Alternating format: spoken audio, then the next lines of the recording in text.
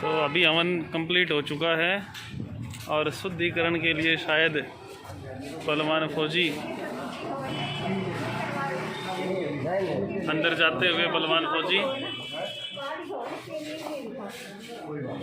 हवन कंप्लीट करके और ये परमिशन चेयरमैन साहब से एक बार सदबुद्धि आरती तो दे दे। आरती के लिए मना कर रहे हैं।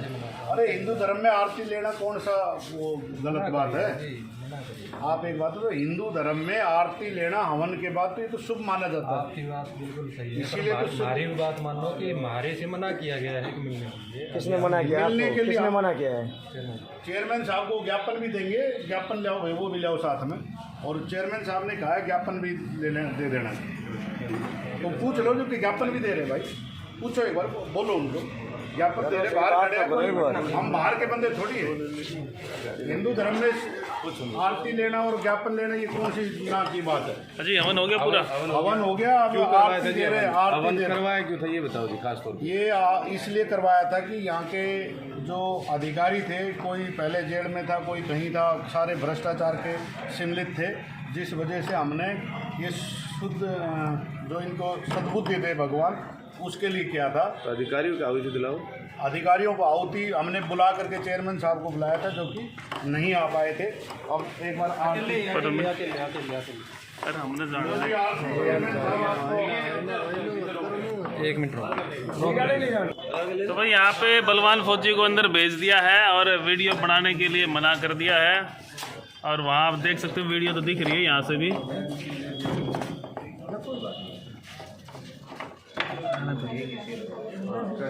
तो यहाँ बलवान फौजी सबको आरती दे रहे हैं।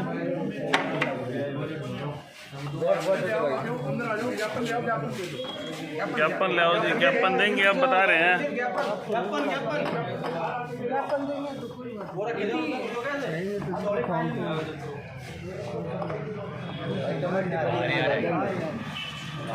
बाहर ही आ रहे हैं क्या भाई? सारी कमेटी आ जाए, लो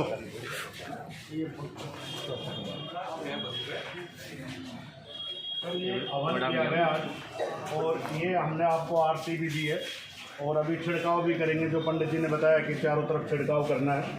और नगर पालिका कमेटी सभी पदाधिकारियों को भगवान सद्बुद्धि दे कि जो हमारे पास भ्रष्टाचार में सम्मिलित जो कानूनी प्रक्रिया से चल रहे हैं, हम नहीं बोल रहे, कानूनी प्रक्रिया से चल रहे हैं, जो भ्रष्टाचार के आरोप लगे हुए हैं, उन अधिकारियों को बदलने के लिए तुरंत प्रभाव से हमने एसडीएम साहब को ज्ञापन दिया था सीएम साहब के नाम पे।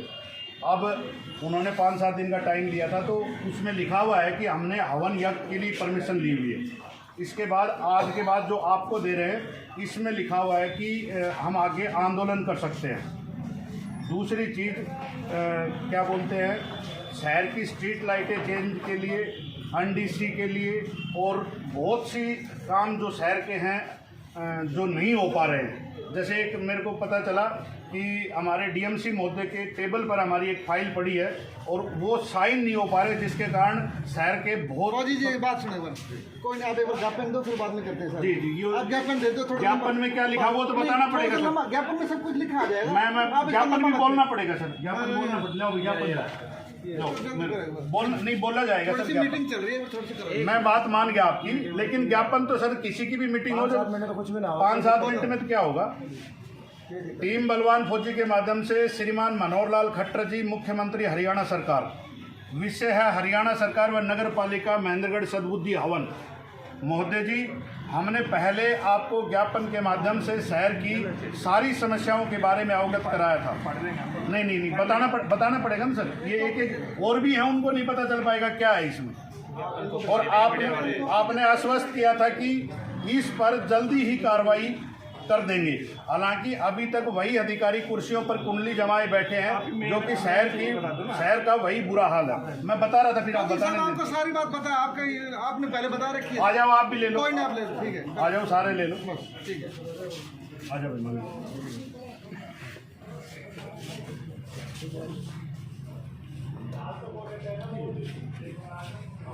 सर इसमें 7 दिन के बाद अगर काम शुरू नहीं हुआ 7 दिन के अंदर तो हम एक धरना देंगे, अनिश्चित 1 दिन का सांकेतिक धरना, उसके बाद फिर टाइम दिया जाएगा 2-4 दिन का। अगर उसमें भी नहीं हुआ तो फिर हम यहाँ परमानेंट बैठेंगे सर। ये हमारी रिक्वेस्ट। बहुत बहुत धन्यवाद। एक चीज और, मैं आपको और आपकी टीम को एक चीज और कहना चाहता हूँ भाई प्राण, बताओ। आगे से जो भी धरना सांकेतिक धरना कुछ भी करो तो आप परमिशन ले लेना सर जी। बिना परमिशन हम आपके ऊपर एक्शन लेंगे या सर जी, करेंगे। सर जी आप एक्शन लो। ये नगर पालिका हमारी भी है, आपके अकेले की नहीं है। परमिशन लोगे तभी हमारा घर है, हमारी अंदर आके आप नहीं कर सकते। ये हमारा भी घर है सर, आप अकेले का घर नहीं, हमारा भी घर है। ये हमारे हाउस को एक मिनट रुक जाओ प्लीज। हाथ मत लगिए, आप हाथ मत लगिए, हाथ मत लगिए प्लीज। 1 मिनट रुक जाओ। हाँ बोलो बोलो। आप यहाँ के निगम पार्षद हो ना, आपकी वाइफ है, आप नहीं हो, तो आप क्या बोल रहे हो? अच्छा नहीं, आप क्या बोल रहे हो? आपकी वाइफ यहाँ हाँ, प्रेजेंट क्यों प्रतिनिधि हम बोल रहे वो भी है यही, बोलो आगे बोलो। वो प्रेजेंट वो भी प्रेजेंट है, बोलो आगे बोलो। उनको सारा बताना चाहिए, आपको नहीं बोलना चाहिए। अगर वो अपनी बात रख रहे तो रख लेना। तो बात रख लीजिए, पता है इसमें जो भी है ये खुद की पॉलिटिक्स चमका रहे हैं, ये बात थोड़ी ना रख रहे हैं। ऐसे काम करके आप लोग भी पॉलिटिक्स समझाओ। मैं तो विनती करता हूँ परमपिता परमात्मा से, आप लोगों से बात तो ध्यान दिया जाएगा, आपकी बात को ध्यान दिया जाएगा। ये बोल के तो लाए हैं कि भाई आज हम महेंद्रगढ़ के लिए बात करते हैं, उसके लिए बात करते हैं। आपकी बात पे ध्यान दिया इसमें अगर 1 मिनट काम ही करवा दो, काम खत्म है भाई। मानने रहे ऐसी 1 मिनट मानना ऐसी राजनीतिकरण क्यों जोश हो? तुम 10 साल से मेरी काम करते हो, काम खत्म। ये काम तो हम कर ही रहे हैं।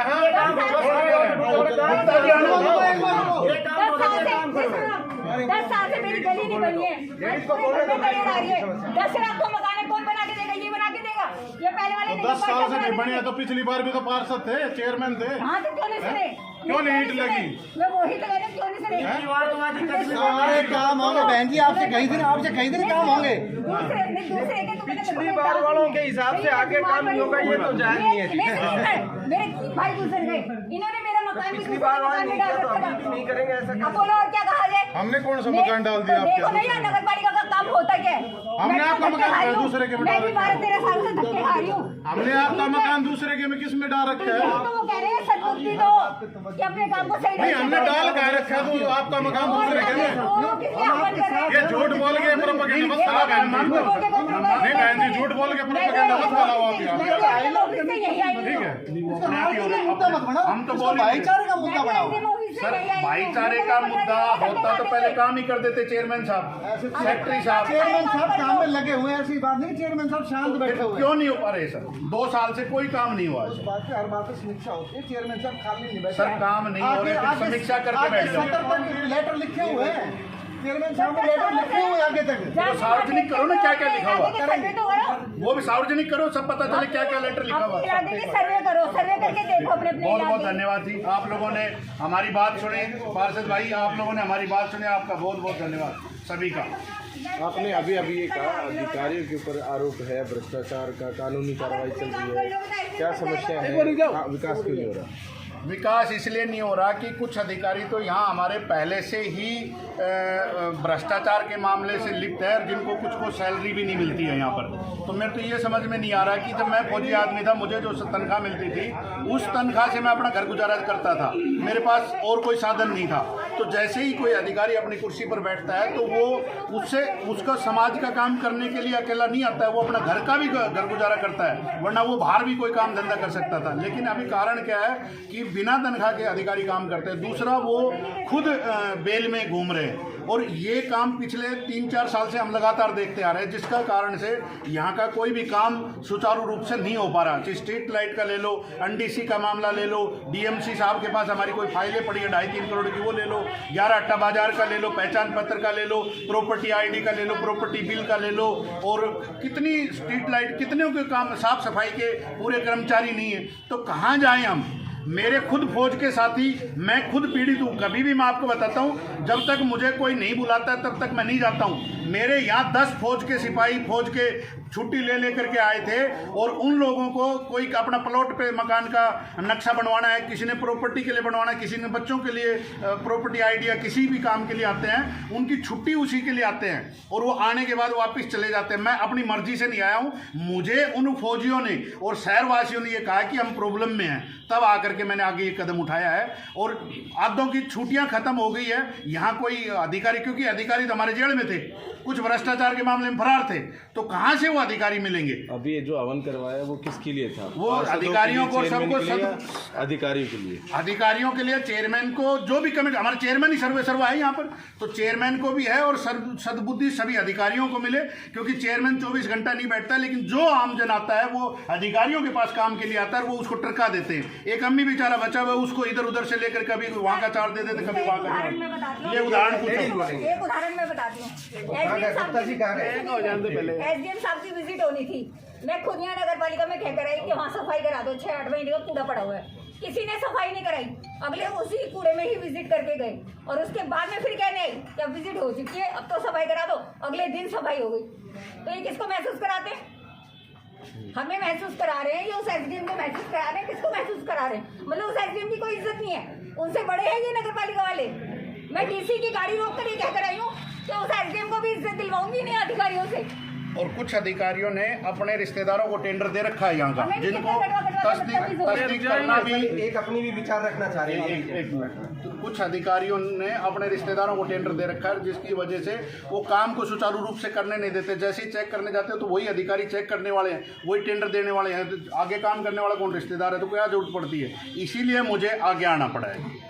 आज चेयरमैन साहब ने क्या आश्वासन दिया? चेयरमैन साहब ने कहा कि मैंने चेयरमैन साहब को किया है कि 7 दिन में अगर आपने ये काम नहीं किया तो हम 1 दिन का फिर सांकेतिक धरना देंगे, सुबह से लेकर के शाम तक।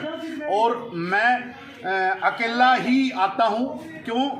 कारण क्या है कि जिसकी प्रॉब्लम होती है वो मेरे साथ आता है।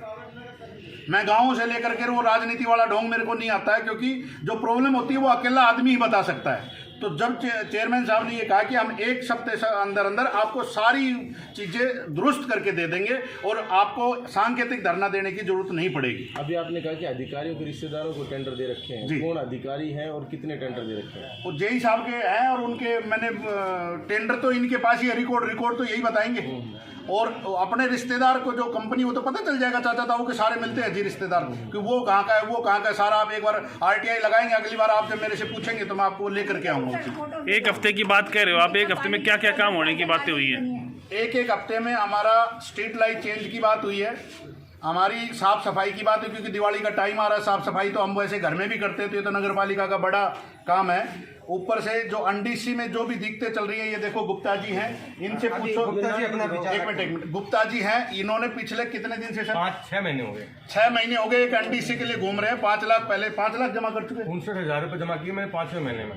अगले ही दिन 1,62,000 रुपये दिखा दिए। उसको दुरुस्त करवाने के डायरेक्ट जनरल बॉडी को मैंने लेटर लिखा, कोई सुनवाई नहीं। मैंने सचिव को लेटर लिखा, कोई सुनवाई नहीं। मैंने CM विंडो लगाई, मेरे को कमरे में बंद कर दिया गया इनके द्वारा। किसने बंद किया? राम जी ने अपने कमरे में बंद कर दिया गया। मेरे में CM विंडो में लिख रखा है क्लियर, कोई सुनवाई नहीं है। कोई मेरे से पूछा जाता है क्या करें, इसलिए बैठे अधिकारी। कमरे में बंद करने का क्या मतलब है ये समझाओ मेरे को। कोई काम के लिए आता है, हेल्थ हो गया, हमसे होता नहीं है। जब कोई कलर डालता है, उसने मेरे पोर्टल पे डाले 1,62,000 रुपये, मेरे बढ़ते 29,000 रुपये 58 मेरे से भरवा लिए। मेरे 29 रिफंड करो, बल्कि दोबारा 1,62,000 डाल दिए गए। आप इसकी जांच करवा सकते हो स्टेट विजिलेंस सेल में। ये जो बता रहे हैं ना पैसे का, इनके पास रिकॉर्ड नहीं है किसी प्रकार का भी। नगर पालिका के पास आज तक इन ये पर्ची दे देंगे तो वो मान लेंगे कि आपका पैसा जमा है, अन्यथा इनके पास पैसे का कोई प्रूफ ले लो, किसी भी दुकान का, किसी भी अंडीसी का, कहीं का भी 1 रुपए का भी हिसाब नहीं है। ये लोगों से लेकर के बिल और उनको एक्सेप्ट करके वो कहते हैं कि आइए तुम्हारा आया हुआ है, चाहे कोई खुद ही अपनी मर्जी से बना ले, कोई फर्क नहीं पड़ेगा जी इनको। बहुत बहुत धन्यवाद। आपने जो ज्ञापन सौंपा है, अगर फिर भी ये काम नहीं हुआ तो आप क्या करेंगे? मैं दिवाली के बाद, क्योंकि अभी 7 दिन का टाइम दिवाली के अंदर ही आ जाएगा, दिवाली के बाद फिर हम 1 दिन का धरना संपूर्ण सुबह से लेकर शाम तक धरना देंगे। और SDM साहब को, DMC साहब को और DC साहब को जहां धरना देंगे वहीं बुलाएंगे, नगर पालिका के अंदर धरना देंगे। इसकी आज ही मैं परमिशन लेता हूं आपके चैनल के माध्यम से। बहुत बहुत